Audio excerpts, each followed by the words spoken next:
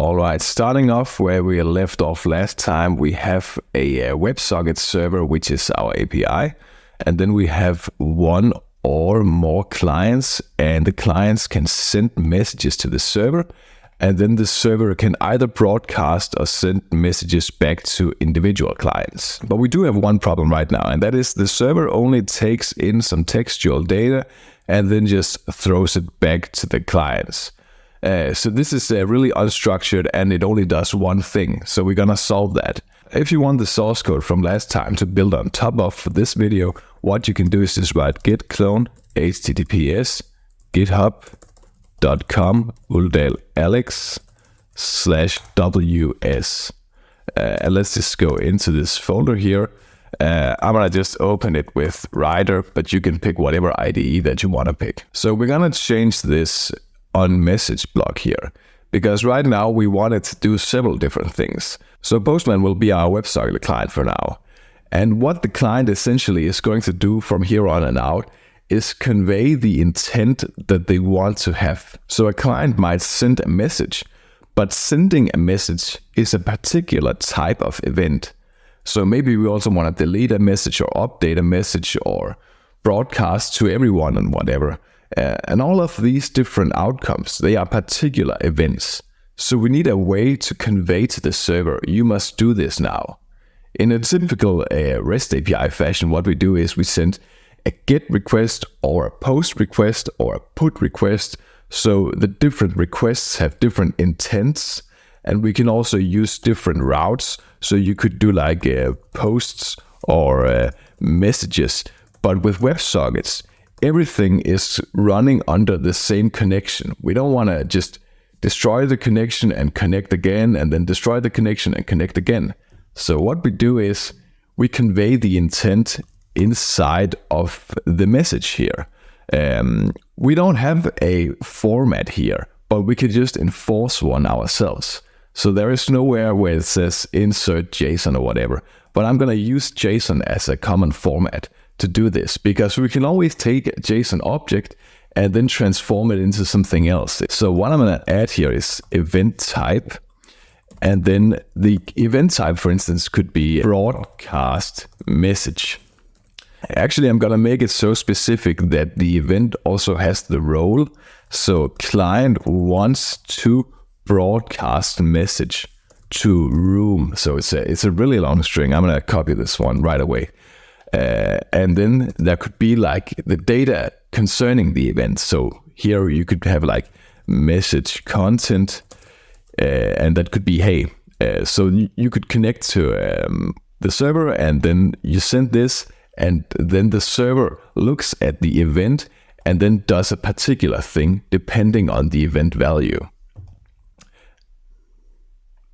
And keep in mind that if you ever want the data to travel from the server back to the client, well, then there should also be an event going that way. So this inherently doesn't necessarily have a response, because it's not a request, it's just sending of data. So we'll go into our API here, and now we're going to change this code. So the way Flag works is that it's an unopinionated framework. It doesn't dictate how you should structure your code. So natively, it doesn't really support making particular types of events. It doesn't care about architecture, which means we're going to create those conventions ourselves. And if you just want a fast way of getting started with this, you can open up the Nuget package manager. And inside of the Nuget package manager, if you search for Uldal Alex WebSocket boilerplate, I wrote some code that we're going to use for this video. So instead of just like randomly copying in code, more structured way of doing this is to make libraries and then package those little libraries and then putting them on the Nuget gallery. So you can always use the package manager to find it. So of course, the idea is you create generic code that you can use for many different use cases. So the only thing it does is it takes the message in, and then it should be able to deserialize it to some kind of transfer object, and then go to some event handler method. So I'm going to show you how it's going to look. Right now, this line is just here because we have to actually make sure the program doesn't terminate when it reaches this point, so it continues to listen. You can also use console.readLine. We're going to do that because right now we're actually going to use the web application builder up here. Var builder equals web application create builder. There are two phases to using this web application. There's a builder phase. So there are two phases to using this web application. There's the builder phase, and then there is the application phase. So if you take and make, so if we make a variable here called app and reference the builder and write build, you can see that the inlay hint lets us know that this is the web application, and this up here is just the web application builder. So between these two steps, we're gonna call an extension method that I made, and we're gonna give it a name because it also gives back a bunch of types that we're gonna use later. Var client event handlers equals builder, and then we're gonna pick this one called find and eject client event handlers, and we have to actually pass in the reference to the current assembly. Assemblies assembly get executing assembly. So what this method does, it goes into your assembly references, and then it just tries to find classes that extends this class here. So what you're gonna do when you want to make event handlers is go into whatever file, the event that we were talking about before, client wants to broadcast message to room, that is a particular event. I think we'll just start off by client wants to echo server. .cs. This is like the easiest conceivable way of getting started. You have to extend this base event handler I just showed you before. And inside of the diamond brackets now, we're going to specify a transfer object. And that transfer object has to look like whatever object that you put into your message from the client side. So I'll just show you real quick. So this JSON here has to be deserialized into a C# object inside of this application here. So I'll just create a model that we can deserialize into public class, and I'll just call it whatever this here is called, and then just followed by DTO, and then extend base DTO. This base event handler here specifically asks for something that extends this class. So you can write client wants to echo server DTO, put it in here. And now what the application is going to tell you is implement the missing members. I'll just try and scroll a little bit so you can actually, see what's going on. Anyways, now we have everything prepared here. There is the transfer object here. It needs to actually have a string, public string, message content, get set, because that's what we call this key here. So this could be any type of string value and deserialized into this one, right?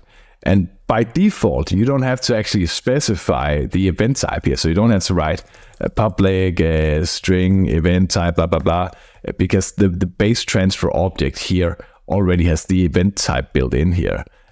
So you don't have to write that twice. Let's go back into our class here.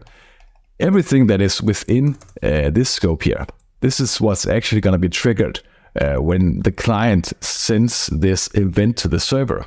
And it automatically deserializes into this object here. So even though the client just sends a string, the application is responsible for actually turning it into a data transfer object that we want to work with. So the easiest way to just do something in return here to echo the client is to just take the socket variable here. This is also specified by the library that it should always take in as a parameter the client that sent the message. So you can write socket.send, and then you can write something back here. personally, I wouldn't just write a string back. I would make a dedicated class so that the messages going the other way also has the same format as the messages going to the server from the client. So here you can just write a public class server echoes client. So again, we have the role here, and then we have the action. That is the event here. Public string echo value. Let's just call it that. So you might say, okay, this is a string and this is a string. Could you just use the same class? No, because the way that the base DCO works is it looks at the name of the class here, and then it directs based on whether or not the event type string is the same as the name of the class. It does ignore the DTO here, which means that you could actually call this class anything. The name of this class doesn't actually matter. I just call it something that makes sense. So anyways, var message to client, and it actually has to be a string, so you have to serialize it into a string from your C# object here. So I'll just do this in several lines so it's a little more readable. Var echo equals new server echoes client, and here you take the echo value and then you just put the same value back here. You can also just be like echo, so you can actually see it's modified just slightly. Serialize this, echo, and then just put the message to client in here. There are ways of doing this in fewer lines, but it doesn't really matter. It's so simple anyways. And we do have to actually return something here because this is a task, so we can return task.completed task here. And before we can actually get anything out of the code that we wrote here, we have to go in here and actually change what's happening when a message comes in. Because like I mentioned before, we have these types here, but we need to actually invoke the correct client event handler. So this is just a list of all of the client event handlers. So the library also has a method for just finding the correct one and directing to that. So we're gonna reference the web application here, and then I'm just gonna, and it's called invoke client event handler. The first argument here is the types. We call that variable client event handlers.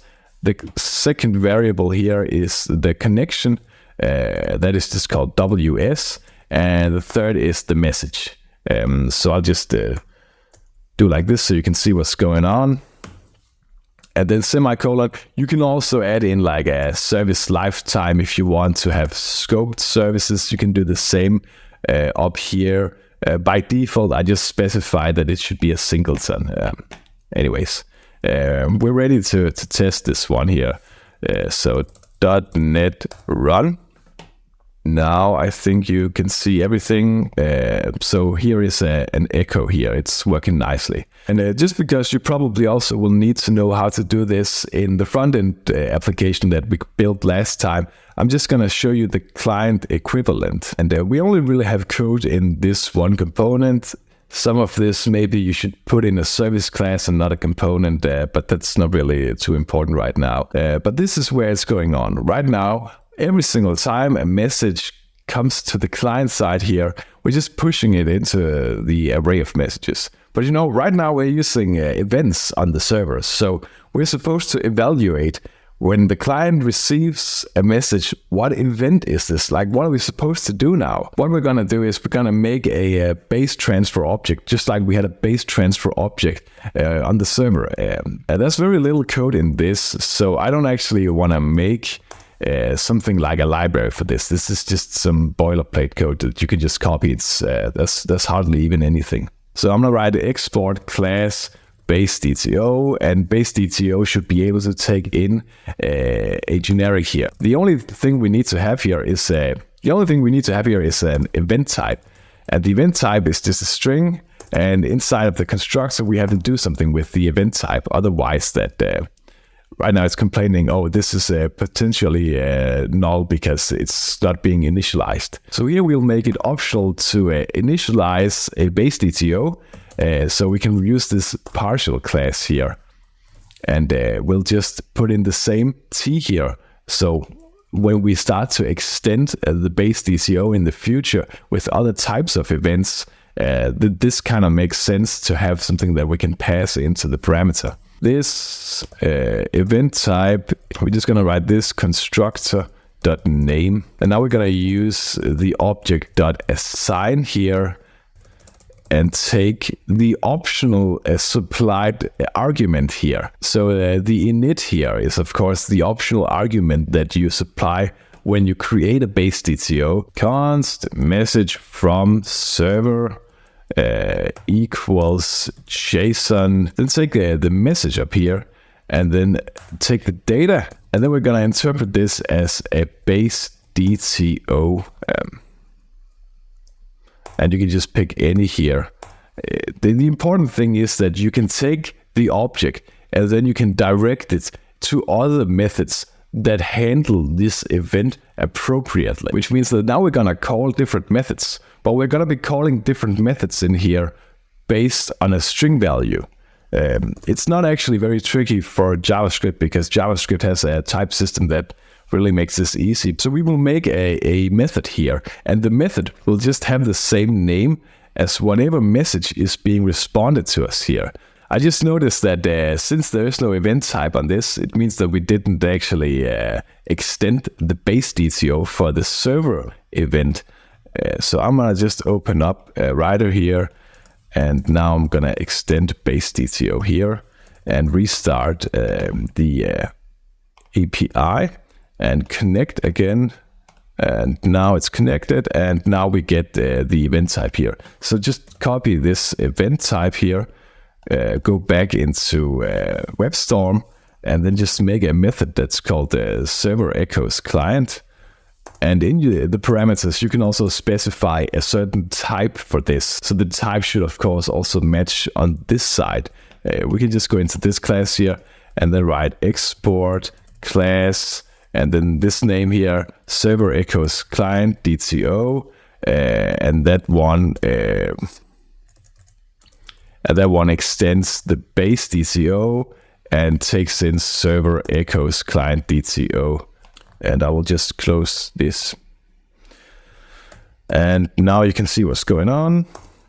And for TypeScript, it is the name first, so echo, which is a string, and I'll just make this one optional. So inside of the components, we take in DTO, server echoes client DTO. So the messages we have up here, we'll just append these.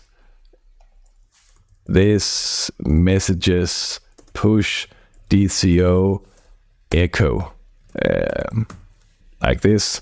And the way we call this is by writing this, and then you use square brackets here. And you take message from server.event type, and then you write call. And the call method here actually takes in another this, and then the actual object with the data. So thankfully, you only have to write this once, and this one will just TS ignore. I have, of course, checked that this does the job beforehand. And the last modification is just that when we send the data here, we also have to use the same format again. So not only Postman needs to use this, we also need to do it with the real client. So var object event type client wants to echo server, and now message content is just gonna be this message content dot value. So this is coming from the form control, and then you just send this object here. It does say that it wants to use a string, so you just write JSON stringify, and then take the object in here. We are ready to run this now. You can make a class for this if you want to. You don't have to do that, but if you start having an application that has many different events, you should definitely make classes for it. But this is just a little faster for me right now. And I think we are almost ready. Oh yeah, this one is actually called echo value and not echo. That's the way we named it on the server side, so we should also name it appropriately here. I'll still make it nullable, and I think we are ready to run this one. So ng serve, and I will open up a browser. And here we have our very small application where we can echo this here. And we can see that we are successfully getting the messages back. But now the messages, they actually conform to a common type. I'll make sure to push this to GitHub. And if I do make any changes to the library that we use back here, then I'll make sure that they are backwards compatible. And if you think some of these things they ought to change, well, you're free to make your own library for doing things like this. Most frameworks, they automate things like this. This is really just a way of taking an unopinionated library like Fleck and then adding some conventions on top of it, such that it behaves the way that we want it to and it's more scalable. I'd like to note here at the end that the library doesn't bundle in a global exception handler.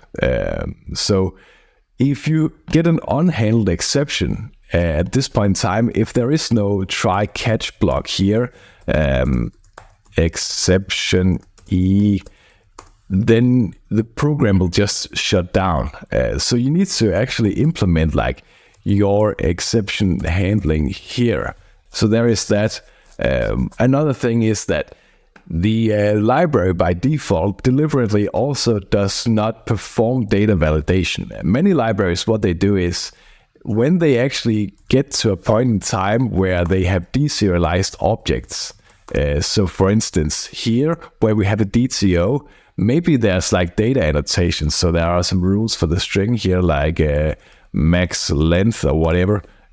You could still add things like this, but you actually have to trigger the validation yourself. I think some of these tasks, if the framework does everything, it becomes kind of like black box programming. And you have to know exactly what everything does. So there is definitely something to be said about programming explicitly and deciding for yourself when do you want to actually perform data validation, how do you want exception handling to work, and then just implementing that yourself. It is also valuable to have something like a higher level framework for organizing the control flow and actually making sure that things are being triggered in ways that don't require you to go back and do things manually. Because this, you could just go in here and you could take the message and then just evaluate whether or not message.event type equals, and then if it equals some value, then you trigger event handler, and then you end up with like a long switch statement that you have to go back to constantly. And all of the classes for the event handlers, like you'd have to go up here and be like builder, services, add, singleton, and whatever. If you ever make web APIs with MVC, you don't do that with the controller classes. The controller classes are manually instantiated. And that's kind of my philosophy behind manually instantiating the client event handlers too. So this is just a way of making software a little more automatic.